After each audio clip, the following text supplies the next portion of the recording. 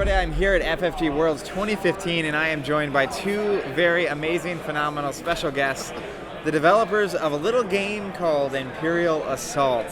How are you guys doing today? I'm great. How are you? I'm fantastic. I'm tired, but I am great because I'm with you guys. How are you? Doing very well. All right, so tell me a little bit about what you do at Fantasy Flight Games. You develop Imperial Assault, but Yes. what does that mean? We're both game developers, and we are both primarily Imperial Assault, and that means everything from planning the content of a new expansion, like Return to Hoth, which is coming out soon, figuring out what the units are going to be, what their stats are going to be, what command card, supply card, item card support they're going to have, how it fits into a whole narrative of a new campaign, and then a little issue of balance and making sure that everything works right and is also fun. All right, that sounds like a pretty phenomenal job. It's a good job. It's a number of variables all at once, and there are days. There are weeks where you have all your ideas go wrong, and those are really, really tiring weeks. And then there are weeks when you come back after that and you come up with ideas to make all of those bad ideas good again. And those are great weeks. So you turned it around. All right, so we're gonna talk for a minute here about Skirmish because we are at the World Championship and there was a really big rules change. There's been new models that have come out. But then after that, I want to dive into some campaign-based questions. So first off, rules changed, activations. Now, when you're playing, if you have less activations available than your opponent, you can pass until that is not the case. Yeah. And we also have the latest wave with C-3PO, R2, and the rest of the game. What has that done to the meta and the game itself since Gen Con, now that we're halfway through the Imperial Assault World Championship? So yeah, I think the two biggest things between the Nationals and Worlds have been the pass rule is enormous. It cuts the inherent power of an activation. Activations were worth something, and they weren't supposed to be worth something. They were worth a lot of something. And that was outside the cost of a figure. So that being changed brings the game back in line for how figures were costed in the first place. So that is big. I think the second biggest thing that we're seeing is C-3PO. That guy is a monster. It's another outlet for focus, very, very cheap. He does kind of what officers do, right? Provide you a lot of incidental value for very, very cheap, but then he also has insane passives. And we're seeing a lot more Rebel players. I've talked to a few people who were on 4x4 at Nationals who've switched onto Rebel Saboteurs with an interesting command card package, and it's really opened up the Rebel faction. I think that's the biggest change we've seen. All right, so speaking of that, basically we have the Imperials who seem to have something going for them. We have the Rebels who now are a little more interesting, R2 and C-3PO really shaking things up and Luke being powerful. What about our friends over in the Scum and Villainy department? Where do they sit and how are you feeling about that as a developer? So, I mean, the mercenary affiliation is tricky in a thematic game, right? Because the Imperials have unifying factors thematically. The Rebels have unifying factors thematically. And naturally, Scum and Villainy is kind of more individualistic. Exactly. And so it's kind of requiring a slower trickle over time as the faction fills out and as more options become available, they start to create more synergies with each other. I'm seeing a lot of love for Boba Fett. He's not quite finding his home yet, but people are realizing that he is very, very worth his points and fun to run. I've seen a guy who's playing an exploding hired guns list today. He's not He's not top table, but he's not doing horribly either. Exploding hired guns mean he's got Boba Fett with explosive armaments, which means he can do his blast. And he's got 4 groups of hired guns, all of which have last resort. So when they die, they can shoot and explode. So he's been having a lot of fun, and he's played another guy. They set off a chain reaction of hired guns shooting hired guns, dying, shooting other hired guns, dying, shooting other hired guns. It was great. So, I mean, the point of all that is no one of those things has been, like, the key for the mercenary faction yet, but we, like, with Return to Hoth, we've got the HKs coming out next. Dengar. We've got all those guys, and that's just another layer, and it starts to create more of a home, and a home for Boba Fett, a home for all those people that are kind of individualistic right now. I don't know if you have more thoughts on that. I think it's largely a card pool issue. I think that the marquee mercenary figure in the core box is the Trandoshan Hunter, and unfortunately, Strain doesn't transfer well into Skirmish. Strain in campaign is taking options away from your opponent. Strain in Skirmish is giving the option to your opponent whether they would like to take damage or do something else. So I think that has kept Mercenary a little bit under the hood for now. Yeah. But Boba Fett is the first step towards something that you want to play Mercenary for. And we've seen a few lists today, and I saw a couple yesterday that did pretty well, that are playing Mercenary. So yeah, as the card pool expands, same thing with Rebels, right? The Rebels got more stuff, and now Rebels is being played more. And I think that Rebels is better. I don't think that either of those is a fluke. We will see Mercenary do better in the future. That's really cool. And I mean, it is worth noting that this game has been out for less than a year.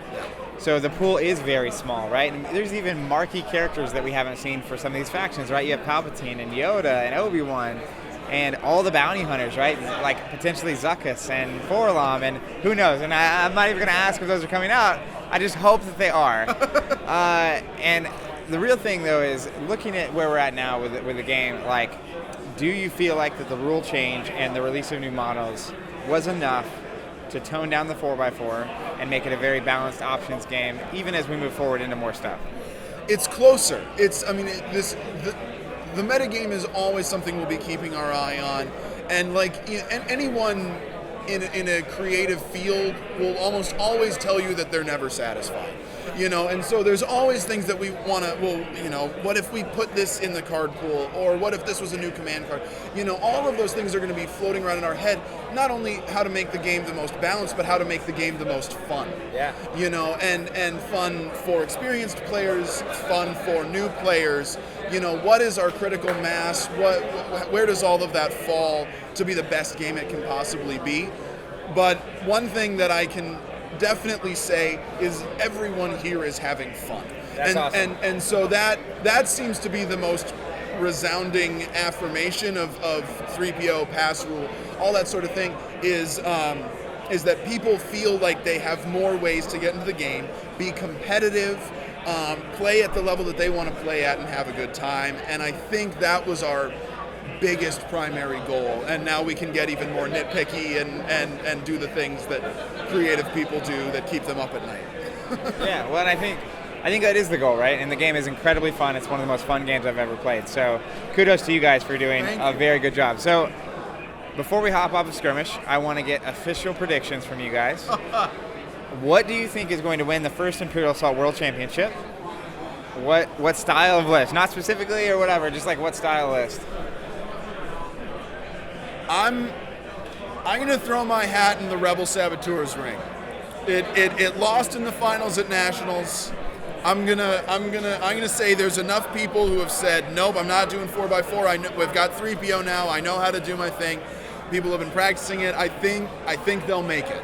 I love that C-3PO is the deciding factor there, but I think that the Rebel faction is more skill intensive and more luck dependent than the Imperial faction is. That's interesting. I think that rolling good on Sabs is really, really important, and rolling blanks on Sabs is worse than rolling blanks on Royal Guards. So I think it comes down to whether you're a betting man or not. I think it's a fair matchup, and I think that the Rebel Saboteurs are built to prey on the black dice in the Imperial faction. So an intelligent player playing in the top, playing for the finals, if we see a Rebel versus Imperial, should have the advantage, and that list is built for that. But I do think the Imperials are more forgiving of mistakes. So I think with that said, assuming our players are very good players, which I know they are, I think Rebels might win. That's awesome. And I mean, it's really the difference, and I was saying this earlier, that the Rebel 4x4 list is very consistent. It does what it does, and it does it every time, and the dice are very consistent. Versus the Saboteurs, which they can be a little better, or they can be a little worse, depending on how the dice go. So I'll be excited to see how it pans out. I am too. And between you two, I'm really hopeful the Rebels win. And I would rarely ever say that. So let's talk about the campaign for a minute. You guys put out a campaign in the core set, and then built upon that with a bunch of expansions and Twin Shadows and all that. And pretty soon, we're going to have in our hands the beautiful, amazing, wonderful Return to Hoth. What are the key takeaways? And I mean, I can't even imagine designing a product like that without any public release. But you've released the first set of campaign. People love it. Yeah. You have feedback, you have thoughts, you've seen it, you've used it. What did you learn from the first round that you're applying to Return to Hoth that has made it the next level of experience? Because it obviously is going to get stronger and stronger the longer you guys do this. Sure. I mean, there were one of the things that makes making any core set tricky is that the actual system that the game is built upon is changing while you are making content for it. Yeah. You know, what is the game going to be? What kind of game is it? Is it about movement? Is it about shooting? Is it, you know, what do we want our game to be about? And that can change. And when you make an expansion, you know what your game's about, and you can build content based on that. And so we can look back at what was successful or unsuccessful about the core game and then build on it. It's like, okay, we have one of the criticisms is, sometimes it can feel racy. You know, and so times when all you have to do is just sprint at the objective and you win. It's like, okay, well, what makes something feel that way? What are the mission archetypes that do that? And how can we keep the archetype, keep the skeleton, but change, if we add more threat here, or if we drop stormtroopers here, that will change the pacing so that you actually have that really tough, fun Imperial Assault decision of, I need to shoot this guy who's gonna wound me, but I also need to get over here and get the tractor beam down. You know, what is Obi-Wan gonna do? Does he kill the stormtrooper, or does he pull the lever on the tractor beam? And he pulled the lever on the tractor beam in our case, but then Han went and shot all the stormtroopers. Or he ran from them. Well, it's some of both. But Luke shot all the stormtroopers. There you go. But that's the experience that we want to get. And if it errs too far in either direction, then you kind of have lost the choices of what does my character need to do. And that's where the fun tension comes from, is when there's two things that are going to ruin your day, and you only have enough actions to deal with one of them, and you need to pick the one that will ruin your day the most and fix it. And that's when the game is really fun and comes down to the last die roll and all the great Imperial Assault stories that come out of it. And that's what I think has really improved. And that's what I think we've been able to take from feedback from online and just a lot of people playing the game and us playing the game more and knowing it more. I think that's kind of what we start seeing in Twin Shadows, and what we'll see more of in the campaign is that just deeper and deeper understanding of how to make an Imperial Assault mission. Yeah, which is cool. You got anything on that one? Yeah, I think one of the questions I get asked a lot is, what outside influences do you take to designing Imperial Assault? And honestly, studying Imperial Assault, I think, is the best way to make Imperial Assault. There are lessons that we learned from the core set and we learned from Twin Shadows that we've taken forward. I think that Return to Hoth is the best Imperial Assault there's been yet. It's the best version of what Imperial Assault is. Excellent. Well, as a fan of Empire Strikes Back and the whole Hoth battle segment, I'm so ridiculously pumped about it. So one thing I wonder is the map tiles, right? So like it's because there's both the campaign and the skirmish version of this game. What is the process of designing and developing the map tiles? How involved are you in that? And like, that seems like it would be very difficult because it's puzzles, right? Like It's like we're going to build 27 different map puzzles with these same pieces. What is that like? Well, like everything else we say, it's this fine balance between theme down and mechanics up. You know, so what do we need out of our map tiles? Do we need more interesting terrain? Do we need places for people to hide, you know, in skirmish where they can get non-reciprocal line of sight? That's sort of, what about difficult terrain? You know, throw more difficult terrain in there. That helps mobile, you know, be more worthwhile. All those things versus what tiles do we need? Do we need, you know, wampa layers and like the icy caverns, or the cantina in Twin Shadows?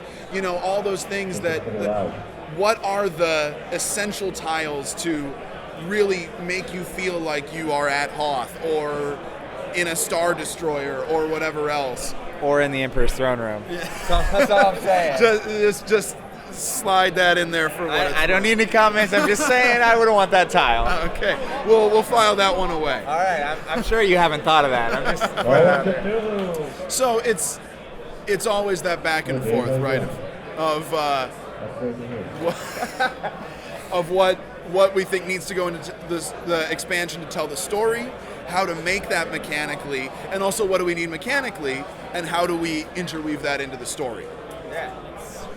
And just to be clear, it is one of the two of us designing the tiles and then using the tiles to make the maps. Yeah. So everything is kind of what we want it to be. Yeah. I feel like that would be ridiculously hard to play test. It's like you sketch it or something. Not as hard as you would think. We've All got right. our systems down. We've been doing this for long enough. Like you said, the game's been out for a year, and or just about a year, and it was in development for a good while before that. And so we know how to make the game at this point. We've got, okay, we'll make some new tiles, drop them in there, print it out. We got a map. Okay, roll some dice. It's another day at the office. I trust you. So, you guys get to do something that I can't help but imagine any Star Wars fan in the world would love to do. And that is, you get to literally create heroes that go into the Star Wars universe. And what in the heck is that like? Like, you get to create Diala, right? And it's this character who gets art and history and a story and not a quest, a mission, and a backlog and a figure, and like, what's that process like? One of the most exciting things about making a hero is trying to figure out how to tell that hero's story. Because we don't have, like in Descent, there's like the little blurbs that just say, this is what Trenlo the Strong did, and here is why he is this hero, and you get the bio, which is great. But we have a different way of telling the story, which in some ways I actually prefer because it's more subtle or whatever, in that you learn their story through their mechanics, through their mission, and through the quotes on their hero class cards. Yeah. And we can actually tell a surprising amount about the characters. If we do it right, we get their personality weaved in there, we try and get like what influences them in there, and you get a sense for who that person is. And that's an interesting challenge as a writer, as how to tell that story, because it's one thing to make up a hero, and that's really fun to do. But it's even more fun to get to communicate that to an audience. Sure. Any thoughts on that? We pretty much covered it. So, last question is kind of related to that, but which hero, personally, are you most like? Who's your favorite hero, if you can pick one of your own children? I always love to play Mach. Okay. Why? What's the appeal? What's your appeal? You can't get shot, right. which is great. But I've always loved the expertise card, the one that lets you do interacts for free. Yeah. Love it. One strain interact. It's the best strain per action economy in the game. That's my favorite kind of economy. Yes, and it lets you play with like the supply deck more because it's free. So you get to go and like see, what fun card will I draw this time? Grenades, die, that sort of thing. So I love playing Mach. You're a Mac kind of guy. Mach. I call him Mac. A lot of people do. I don't know. But Mach, you heard it here first. It's probably because we sit next to Descent, and they have a hero named Elder Mach, spelled M-O-K, and so it all just like sort of infiltrated into how we talk. Yeah, for sure. What about you? I like Fenn. I like the simplicity. I always like that. Yeah, he's just a good soldier. That's what he is. And when you get a new toy, he makes that toy better. And when you get to an interesting mission, he solves that mission very simply. I like that he lets you play the difficult parts of the game without playing the difficult parts of his character. Sure. Well, that's awesome. Thank you guys so much for joining me. Thank you. It's been a Always a privilege. pleasure. Continue making this phenomenally incredible game. We will. Thank you guys so much for watching. We have plenty more coming from FFG Worlds 2015. We'll catch you on the next video.